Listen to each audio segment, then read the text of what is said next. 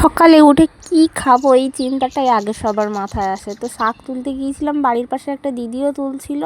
তো তারপর দেখো দুটো বড় বড় মাছ তুলেছিল, তো একটা মাছই নিয়েছিলাম, নিয়ে আমার ওই সোনুর বাবা কেটে দিল। তারপরে এই যে মাছগুলো সব ধুতে এসেছি পুকুরে, ধুয়ে টুয়ে তারপরে বাগানে এসেছি। আলু নেই বলে বাড়িতে আলু বড়ান, তো আলু তুললাম গাছের থেকে। আর দেখো এই যে শাক তুলেছি, এই বেতো শাক, এই দিয়ে মাছের তেল দিয়ে ভাজা করবো, বেশ সুন্দর লাগে খেতে সেই কারণেই। আর বাড়িতে আজকে কজন আসছে তোমাদেরকে সবটাই দেখাবো। তো তারপর দেখো কুল বাগানে গিয়েছিলাম, গিয়ে ওর বাবার গায়ে কুল ছুঁড়ে মারছিলাম, একটু ঝামেলা লাগছিলো দুজনের ইয়ার্কি মেরেই। তো তারপরে এসে খাওয়া দাওয়া করে নিলাম, এই যে মাছ আলু দিয়ে রান্না করেছিলাম আর ওই শাকের তরকারি।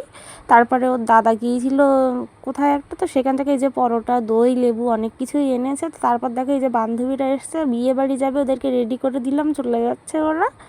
তো তারপরে এই যে ওদের সাথে পরের দিন দেখা হয়েছিল। তো এরকমই আড্ডা চলতে থাকে আমাদের, একসাথে দেখা হলে। তো চলো টাটা সবাইকে।